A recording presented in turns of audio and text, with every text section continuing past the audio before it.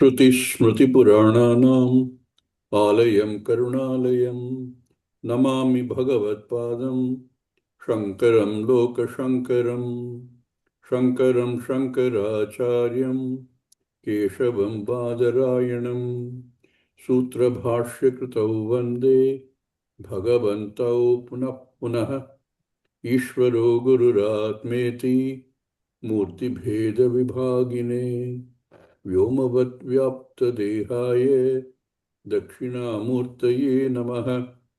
ॐ नमः प्रणवार्थाय शुद्धज्ञानैकमूर्तये निर्मलाय प्रशान्ताय दक्षिणामूर्तये नमः। ॐ सहना भवतु सहनौ भुनक्तु सह वीर्यं करवावहै तेजस्विनावधीतमस्तु मा विद्विषावहै। ॐ शान्ति शान्ति शान्तिः।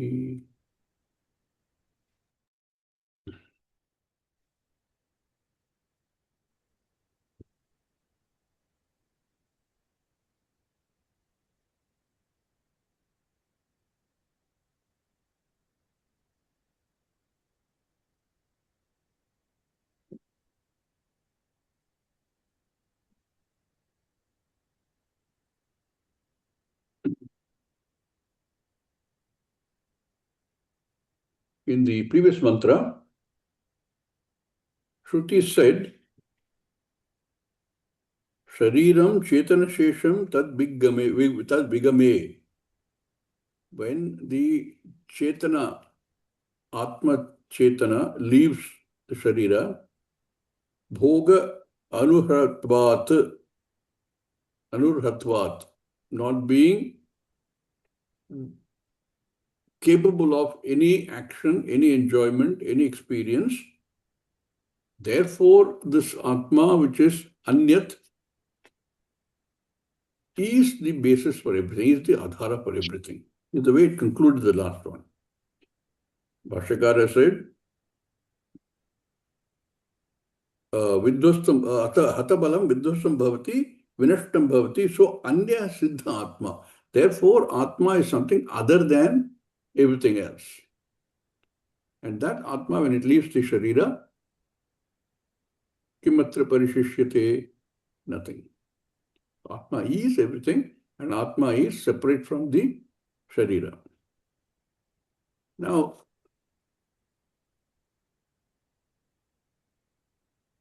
Shruti continues,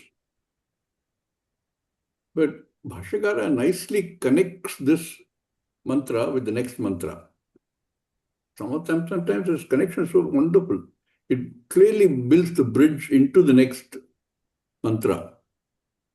Here he says, Swanmatam, Syanmatam, Pranapanat,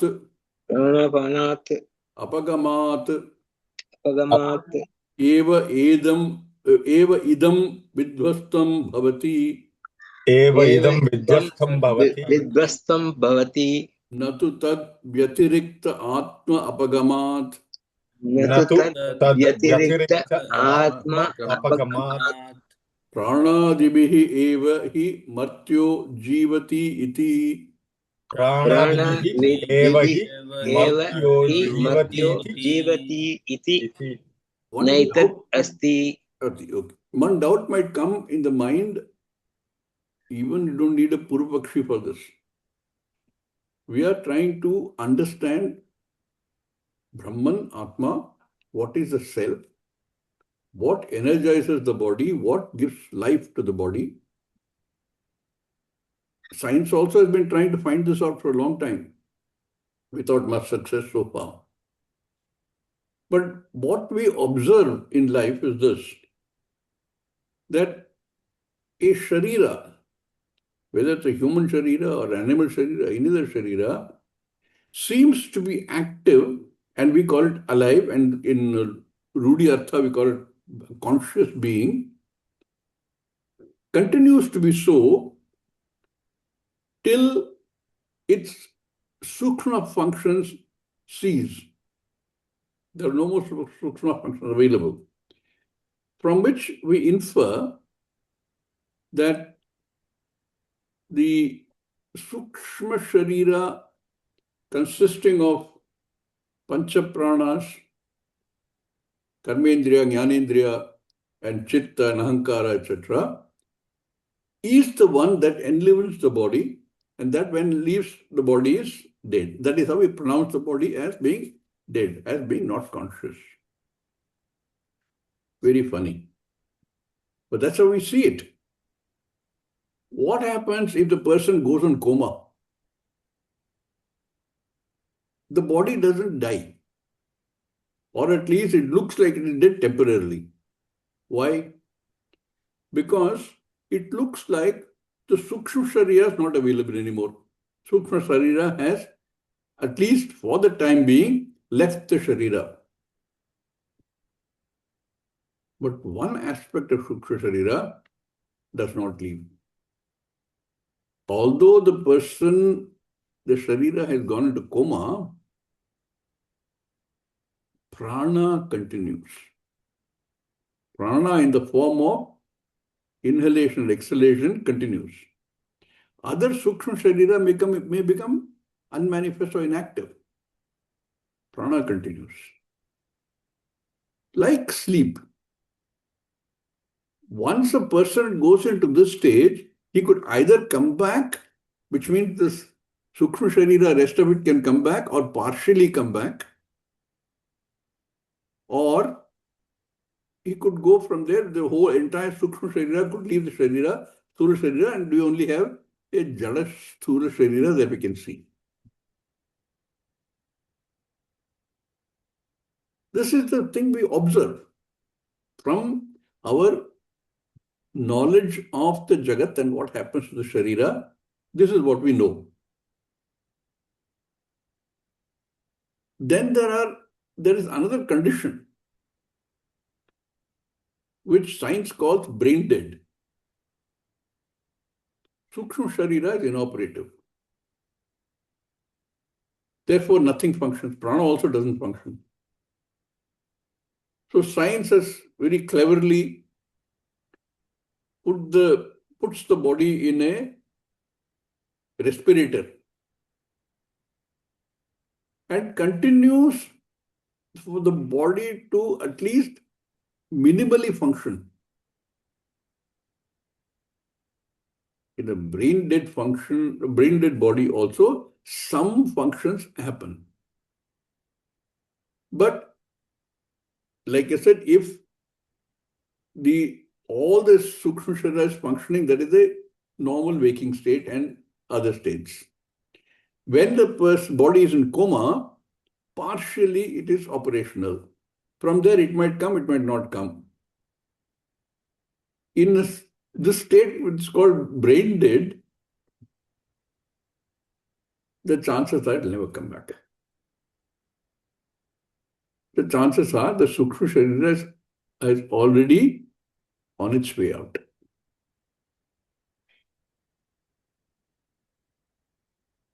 Somehow, medical science keeps the body from rotting, keeps the body from deteriorating into, disintegrating into its components. But the chances that it will come back are minimal. That's why there's a big debate, When people are put on ventilators, the patient or the patient caretaker, the close relative, can sign off saying that I don't want that body in the ventilator anymore because I know it won't come back. I will never see the person as I saw the person before. So I don't want this artificial hold up for some time. All these thoughts that came to me just now only, even as I was looking at this, all these stages are there. And these are all our Laukika perspective only. And in this whole thing, look at it. When body is normal, breathing, prana, apana comes and everything else is active. In coma, Pranapana continues. And from coma, it can come back. From a brain dead state, prana is still made to be artificially active. Other functions hardly work. I don't know if you ever visited anybody in the hospital who's declared brain dead and put on ventilator. They can do nothing. They can't even smile at you. So what Ishvara has created, you're trying to at least partially recreate. It doesn't work. Nothing that has been created, Ishvara Srishti, can our sciences match. At least as of today, nothing can match. I know one doctor who had a very nice this thing. He said, every component in your body, any component for that matter, however bad it is from the original that you have, is better than the best of replacement.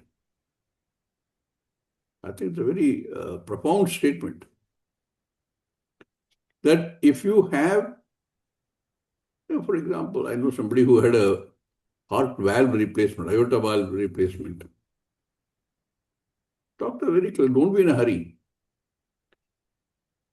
That original valve that you have, even if it is not in the best of condition, if you replace it with the best of valve, usually it is got from a pig tissue, which itself puts you off. You don't want that. Correct? And you don't want it, whether you're a Hindu or a Muslim, you don't want the pig tissue in your body. But you say that, okay, there's a hope that I will continue life. The doctor says, a genuine doctor who's got a interest at heart. Otherwise, what has happened, most doctors these days are looking at only how much earning there is for the hospital. Because they have their targets to fill, no? Their quotas to fill. Otherwise, at the monthly meeting of the thing, the administrator who is not the big boss, not doctor is not the big boss. He will say, oh, Dr. Prakash, you have not met your quota this month. And in front of everybody, he will literally pull him down.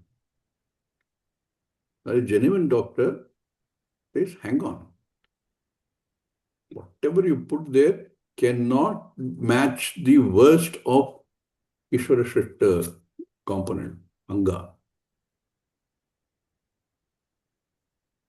But the one thing that you see here is, in the last stage, of course, even prana goes and there's nobody.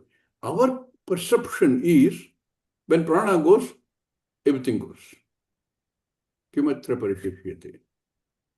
How do you say that there is something other than the body-mind sense complex, other than all the assemblage components, which is what activates the body? You call it Atma. Suppose I argue, and it's very beautifully raised here, Syan Matam, suppose there was a point of view, Matam Syat, a point of view, a way of looking at it differently, Prana apanat apagamad eva idam vidvastvam bhavati. Now, this is what our normal observation is, no? In all of these states, you saw that pranapana continues except in the state of actual vidvasvam, destruction of the body. So he says, why don't we look at it that way? And if that is true, matam syat, kidrisham matam, prana apanat apagamad eva idam vidvastam bhavati. If you see it that way, and that is what we observe, then natu tad vyatirikta atma apagamat. Not because something else you call atma, which you can't even see, you can't know, you can't recognize, you can't perceive. You call it atma, and you say that goes and the body destroys. Very rationalistic point of view. Natu tad vyatirikta atma apagamat Pranadibhi eva hi martyo. Therefore, if you take these two together, pranapanat apagame eva sharira vidvamsam natu tat vyatirikta atma apagamat. If you take this together, then what do you conclude?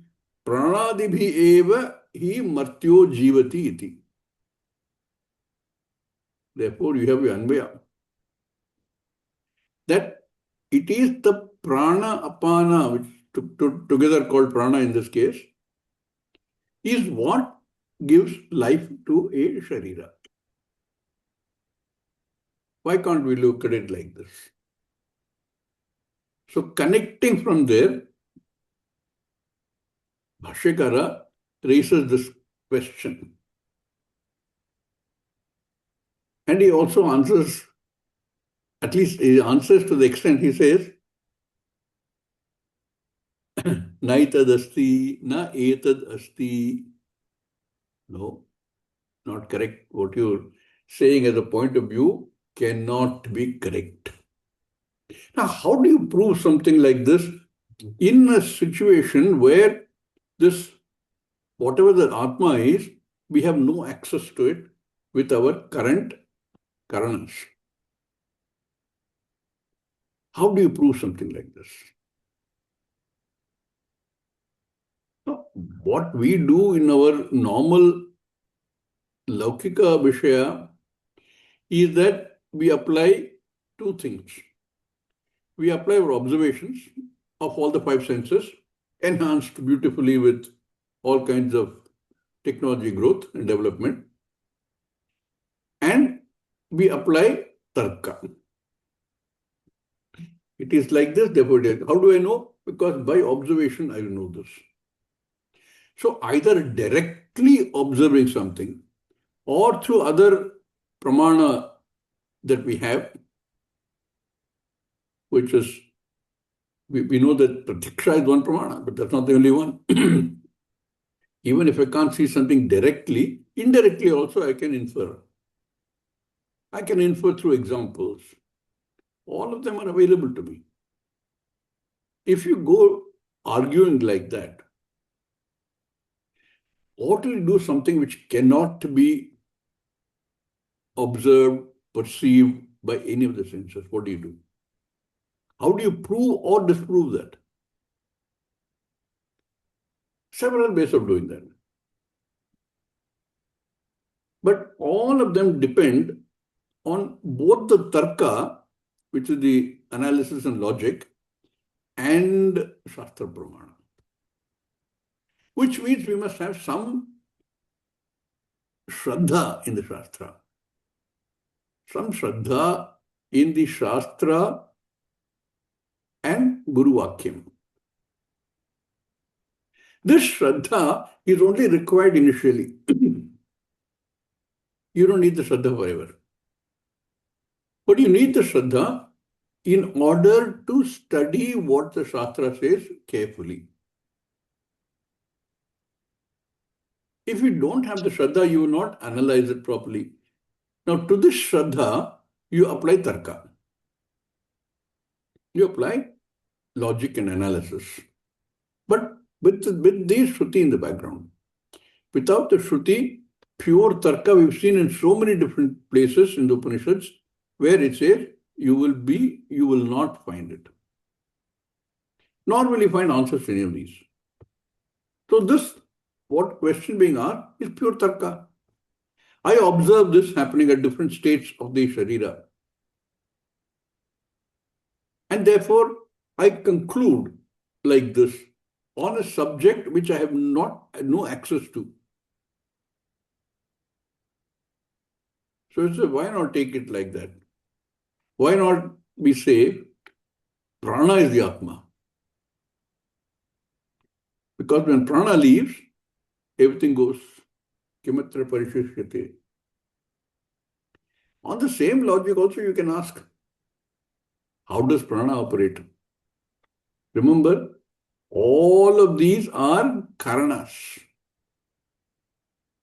Even grammar gives you the answer for this. A karana needs a karta to operate, no? Karna will not operate on its own. No Karna will operate on its own. Therefore, you need a Karta. You need all of these Karakas.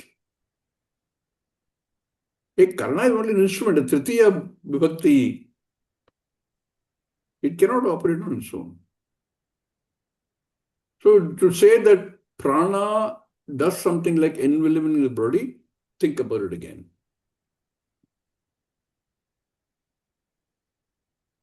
And we can also look at it in so many different ways. If prana is the self which enlivens Atma, the enlivens the Sharira, that means that itself is constantly changing. There are times when I can't breathe. There are times even when I breathe, the body doesn't survive. Something goes wrong. Breathing stops. Heart attack. It is changing, constantly changing. How can you say this is I, the self, which enlivenses Sharira? The other way of doing it is, you see what Shastra says, because you start with the Shraddha in the Shastra. See what the Shastra says. If the Shastra says prana is not your life giver, the activator, then you have to accept what prana says, what Shruti says, which means you have to do vichara. This is my observation. This is what the Shastra says. How can I reconcile them? I cannot simply say Shastra is wrong because I have Shraddha. See how important that Shraddha becomes. Therefore, it's not faith. Faith is something which cannot be verified later. Faith is what every religion tells you. It's called a faith because it tells you that you sacrifice your sukha here so that you can get sukha elsewhere. And that sukha is, according to them, eternal sukha. Any Dvaitan, whether it's a Hindu or Muslim or Christian, it doesn't matter. The difference between all of these and the way Shastra explains it, which unfortunately even our Dvaitans go only up to a point and then stop. They don't consider further because all they are written in our Upanishads and other texts. They will say things like you merge with Ishvara, with Perumal, or with whatever it is. Or if you have Hare Krishna, then you go in the presence of Sri Krishna in Vrindavan. Then what happens? If you go to Vrindavan after death of this body, do you go in the same form? And if you go in the same form, will you find your neighbor with whom you had a quarrel before you died also there? Who else will be there? Your mother-in-law will also be there, okay? How are you going to deal with that? And then what happens? If your person you don't want to be with is also there, you're stuck eternally with that person. How are you going to deal with that? The difference about the soul, SOUL, surviving the Sharira and the idea of Atma is this. In all of these other ways of thinking, the soul survives death of the body So there's one, this thing, after there's nothing. And I personally believe that they say there's nothing because they don't know. What is the basis on which you say all this? I don't know. You have to have a pramana. What does this thinking say? That the Atma was never born, never dies. There's nothing eternal about it. And Janma can be again and again and again, which is not the way any other this thing looks at. They all say that there is something that survives after death. So the first question of Nachiketa, everybody says the same thing. Yes, something survives death. But what is it? What is the nature of this? What happens to it afterward? Nobody has an answer.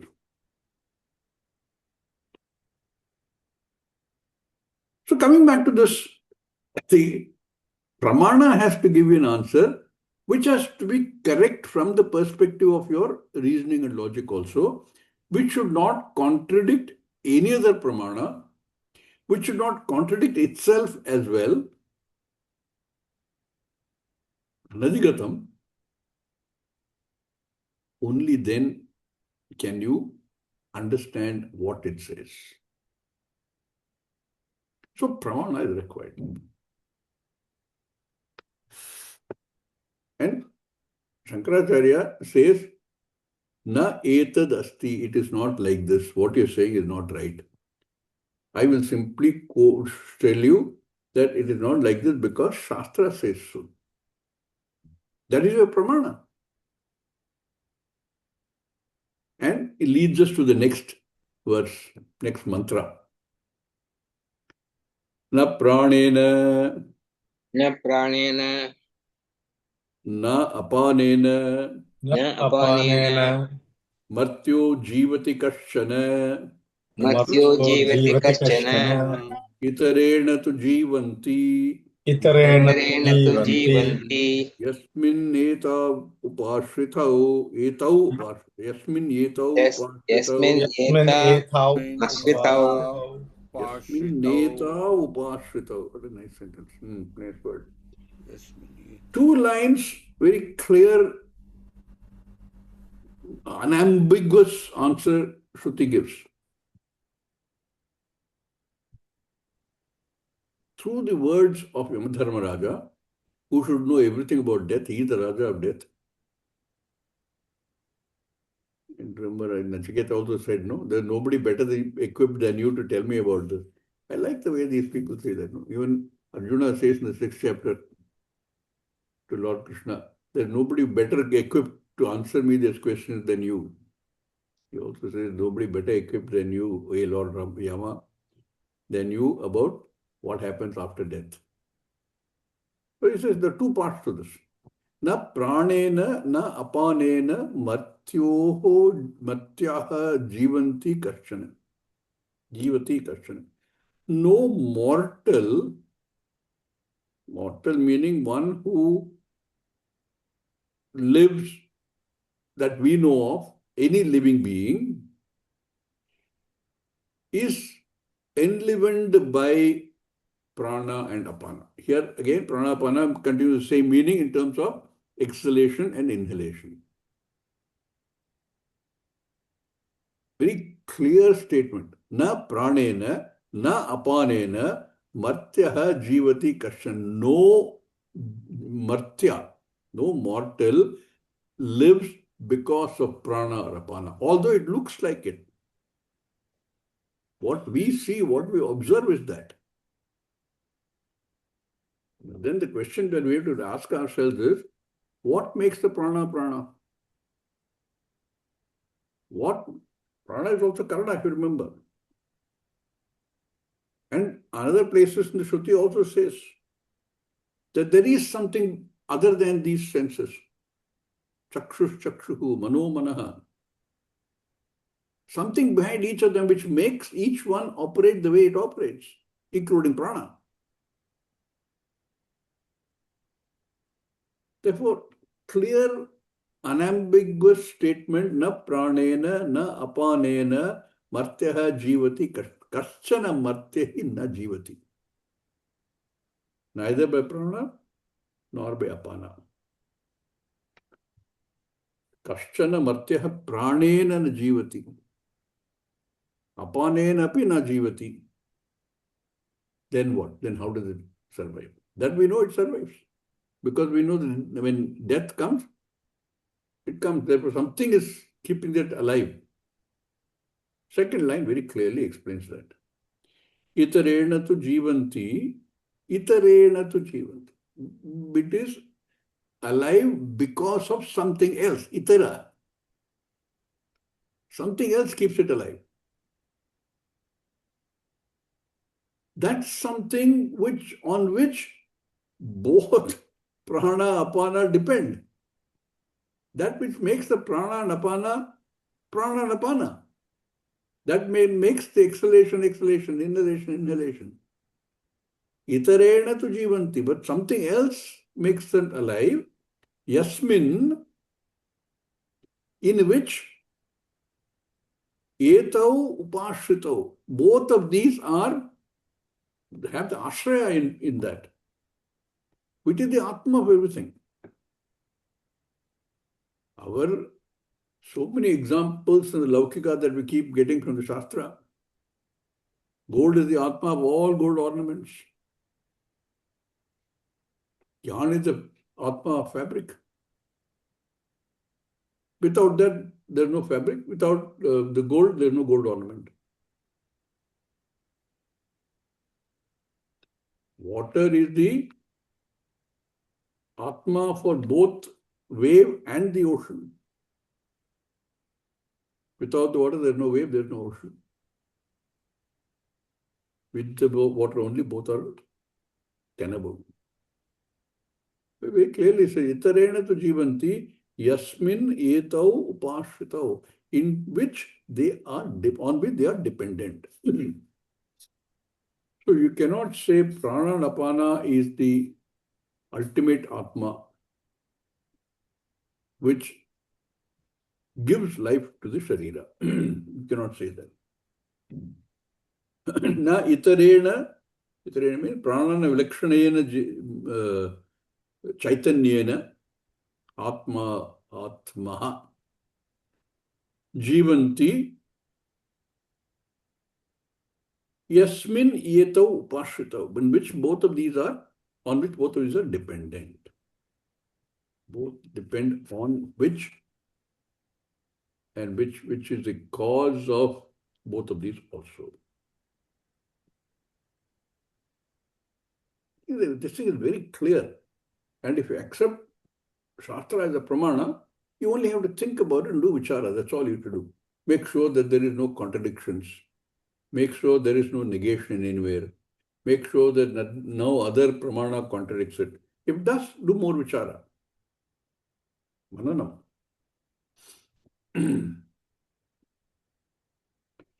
Na pranena. Na pranena. Na apanena. Na apanena. Chakshuradina. Chakshuradina. Va. Chakshuradina va. Martyah manushya dehavan. Martyah manushya dehavan. Kaschana jivati. Kaschana jivati. Kaschana martyah, mortal. Manushya. Martyah means manushya. Dehavan, one who has a deha. No manushya, kaschana, na jivati, cannot exist under what condition? Not by prana, na pranena, na apanena, not also by any other karanas, chakshuradina va. It is not on the basis of this settlement. Now, he'll connect it to the first mantra in this and couple of mantras after that also, where he said that the whole Sharira is an assemblage. And like any assemblage, they cannot operate for either itself or to another member of the assemblage. Therefore, for who or whom do each of these members operate? Why do they operate? And without which none of them can operate. Without the person in the car is a jada vastu. Although you have these days self-driver cars. I don't know how they like that, you put that in this context. But a car is an assemblage, mechanical components and parts. There also somebody has to start the car. You may use the remote. It's not going to go off on its own. That may also come, you don't know. Tomorrow you might have chips embedded in the brain and chips embedded in the auto drive car. You think that I have to go somewhere. It leave you and go away also. Yeah, you want to go somewhere? I will go. Amazing what's happening. So, na pranena, na apanena, na chakshuradina va, dehavan, kaschana dehavan na jivati. Then what? We explain that one more sentence. Na kopi jivati. Na kopi jivati. The same thing. Where he said, Kashana martyaha na jivati, pranena apanena. The same thing is rewriting. Na kopi jivati. Nobody can live because of prana and apana only. Nahi esham Yesham pararthanam samhata karitvat Prathanam Samhatyakaritvat jivan hetutvam Jivan upapadyate. Hetutvam Upapadyate. It is not tenable, it is not correct to say that any component part of an assemblage is a cause for the enlivening of the total assemblage. No single part can be said to be that. Interesting argument. Nahi esham pararthanam sammatya karitvat. They all assembled, they are put together by somebody. Jivan hetutvam upapadyate. In this context, I wonder how AI will evolve. AI has been already, somebody has done it. But it can evolve in only one direction as of today. You know how the whole AI business started, no? I think they started by saying, we will teach the computer to learn. That's how it all started. Some of you probably know more. You've done a lot more on AI. But I remember IBM came up with a big computer called Blue something.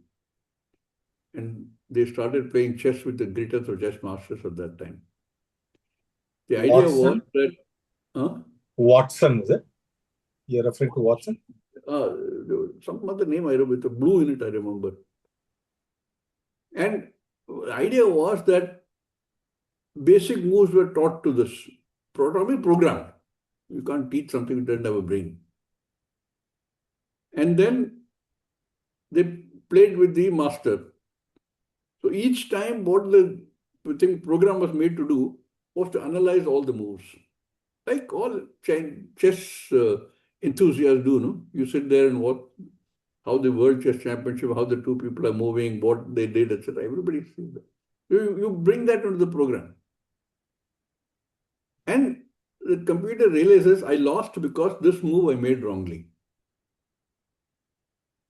Because the program realizes means there's no realization, there's no Atma. There is Atma, but no visible Atma. Then therefore what it does is, it adjusts the program itself.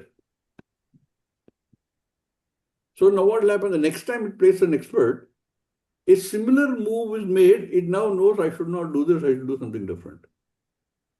So you do that again and again, again. Over a period of time, it has identified all the possible causes of failure and rebuilt it into the program by itself.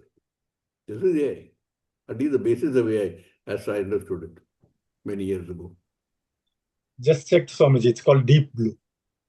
It's called Deep Blue. Correct. Deep. That's the name of the computer. Deep Blue. I don't know how that will develop in the future. Now they talk about all kinds of AI.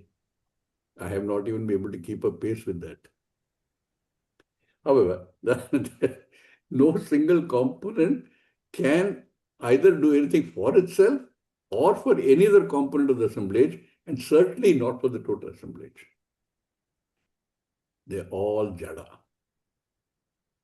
So there has to be some Chaitanya. And very interesting arguments he develops based on the first mantra, comparing the Sharira to a assemblage. And for the assemblage, there must be a Puraswami. And therefore, that Puraswami is the cause of everything and for which everything functions. So he says, Nahi esham pararthanam samhatya karitvat jivana hetuto upapadyate. They cannot be, it's not appropriate to say, it's not tenable to say that anyone gives jivatvam. They are themselves jada. Only a Chaitanya Vastu can give jivatvam. How can a jada Vastu give jivatvam? That is where I think the problem in the AI still is. AI still is a jada Vastu. Program codes and memory chips and processing chips and so on. How can you give jivatvam? We have not even understood what jivatvam is in terms of science.